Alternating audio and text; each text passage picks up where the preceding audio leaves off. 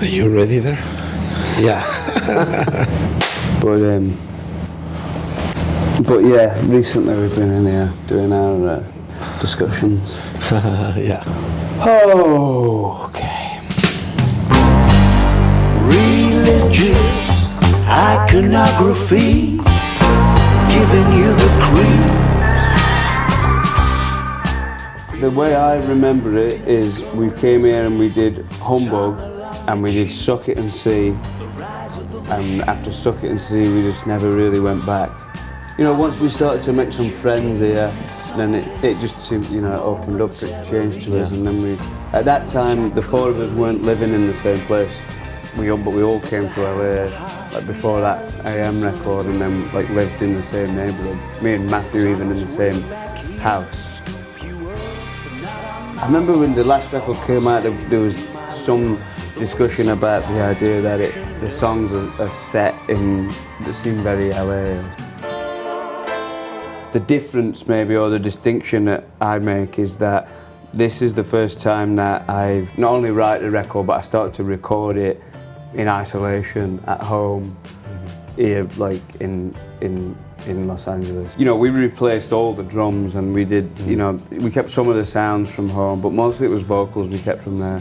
And then there was another session we did in Hollywood where we added some other like interesting sounds, and we kept that, and then the like energy of the band, and that was all recorded, that kind of came on top of these tapes from home. As a child, I had had some piano lessons. That's where I realised I think I had you know, I could hear the difference between two notes, or I had some sense of like pitch. And my dad, he's a saxophone player and a trumpet player really, but he can play piano. And, so I think I'd often kind of try and play the types of things that he would play. He's like much more into jazz than I am, to the point where on this record every time there's a few moments, a little turnaround or something, and almost every time I play it, I think of him, think of my dad. It's like the type of move he would make. Like almost reminds me of like being in the next room to him, like playing the piano. But I never expected that that would evolve into like some compositions that would make an album. But as soon as when I finally got this piano and of my own, that's exactly what happened. Yeah. It's not a lounge record or a jazz record by any means, but there's like, I think it's different to the last one, but you're right, man. It's like, it sounds like the same band.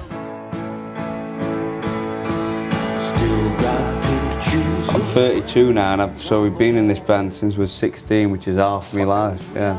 You know, we all got really excited at that. That was a really exciting time around then, like the Strokes and all them other bands that seemed to come out around that time, like, you know, White Stripes, and then, you know, we have friends that would play covers of their songs, and I think that was the moment when I really thought, oh, we could do this. We can have our own band, and like we can play in the pub and see where it goes from there.